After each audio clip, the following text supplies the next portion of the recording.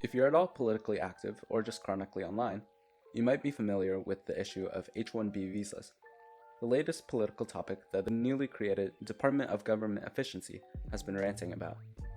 H-1B visas are supposed to be granted to talented, skilled, and educated individuals leaving their home country in search of better opportunities. If you're following along with that, you're also likely familiar with the concept of brain drain and the effect that it has on home countries, who lose teachers, doctors, engineers, and pretty much any other skilled occupation. However, many of you might not be aware that brain drain is happening here in the USA as we speak, mostly from rural areas to suburban and urban towns. Take, for example, Lashandra Young. Young grew up in rural Mississippi, where schools are crumbling and lack proper labs, materials, and staff. After going to college, she came back to teach at her old high school, but found that the conditions were so poor, she couldn't bear to keep her kids in the area. After leaving to a better funded district with adequate supplies, she actually ended up receiving a presidential award for math and science in 2019. Young is just one of many talented teachers who have left rural classrooms due to unlivable conditions, including long work hours, moldy classrooms, and just generally terrible infrastructure. Luckily, the failure of rural schools has one simple solution. At least, that's what your favorite political pundit might have you believe. The easiest way to learn about issues is through political pundits who have curated, like a music playlist, a group of political opinions that generally go hand in hand together. And a lot of people blindly subscribe to these options. However, as one of the few real super geniuses on the internet, you are someone who would prefer to learn every side of an issue before developing your own ideas. While I'm no super genius, I'm going to give you every solution to failing schools in just the next 5 minutes. Just kidding, there's no way I could cover every possible solution and give each one enough justice.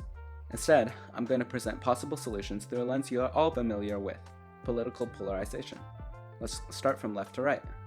Generally, progressive parties believe in government intervention to provide funding to fix outdated facilities, attaining technology, and increasing teacher pay.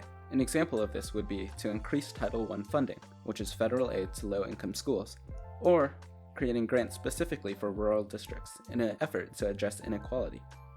If you live in an urban or suburban school, there's often enough money coming in through the area to help patch the holes in the walls and fill in the gaps in resources. During the pandemic, you probably received a Chromebook, and there's probably at least 1 or 2 well-funded after-school programs you can go to, like sports or other clubs. Funding going directly to schools helps ensure every student in every zip code receives an adequate education in a lead-free, asbestos-free, non-crumbling school building, under the guide of a qualified teacher that loves their job and isn't constantly overworked. This sounds great. Why isn't this the obvious solution? There are people who say that it would be too hard to guarantee that this money is being used efficiently and that money doesn't guarantee better outcomes.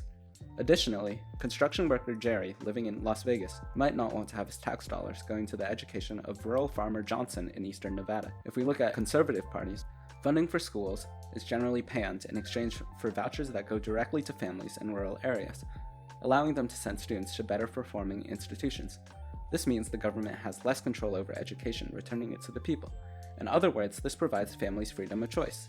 If only they extended this philosophy to some other key issues. The idea is that schools will become more like companies and will compete for pupils, and that competition in a capitalist environment will drive improvement.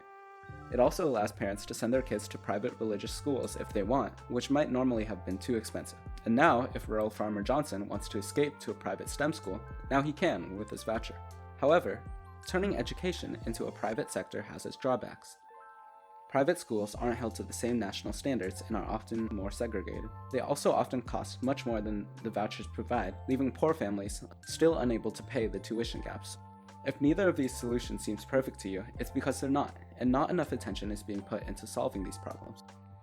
It's easy to feel like nothing you can do matters in the face of these massive problems. In 1963, during the Birmingham Children's Crusade, thousands of black students in Birmingham, Alabama skipped school to march for civil rights, facing police dogs, fire hoses, and arrests, helping lead to the Civil Rights Act of 1964.